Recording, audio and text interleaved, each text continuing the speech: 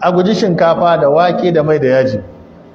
Na farko abin da ake zargi a shinkafa da wake da mai da yaji, na farko man yana da hatsari, ba duka man ne mai kyau ba. Na biyu zargin da ake yi shine shi wake in kana yawan cin wake akai-akai ana jin tsoron kamuwa da ciwon uric acid na gwiwa. Sannan shi kuma shinkafa da waken nan an yi ittifaki a kasashen Hausa ba a cinsa sai an nemo an barbada masa akai. Sai aka ce waɗannan abubuwa duka akwai hatsari a ciki.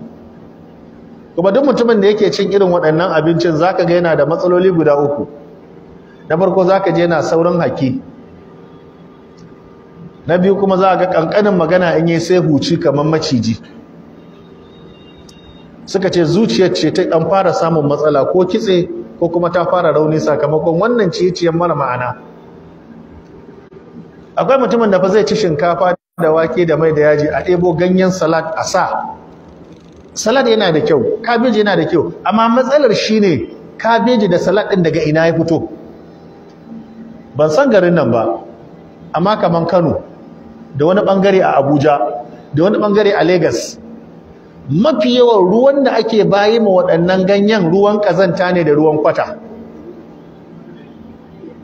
Kai musamman wasu sassa ma a Kano an samu cewa akan je a ɗebo banɗaki na masai a je a zuba a lambun wai taki. To hatsarin da yake ciki guda uku na farko shine shi kansa waɗannan ƙwayoyin cutar da aka bashi ya ginu da shi ya zama guba ce ta cuta ta bacteria ita ta masa gini har ya zamto tun yana ƙarami ya girma. Sannan na biyu kuma manomin da ya yanke aka ɗauka za a kai kasuwa, tsakanin gonar da kasuwan duk rayuwarsa a ƙasa ne ba kula ba tsafta.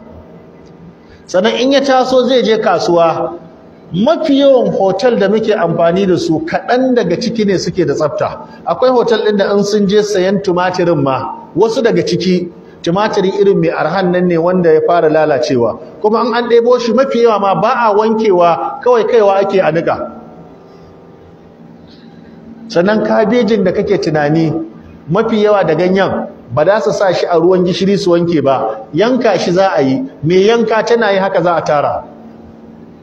Ka ci gurɓataccen man gyaɗa, sannan shinkafan rabi tsakuwa, sannan waken bai dahu ba, sannan ka zo ka ɗora wannan kabeji, sannan ka barbaɗa wannan abun a kai, ka zo ka shi.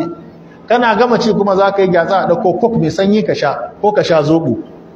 In bai da wadata ya sha fiye wata mai sanyi, ya ci goro, in ba goro kuma ya sha sigari.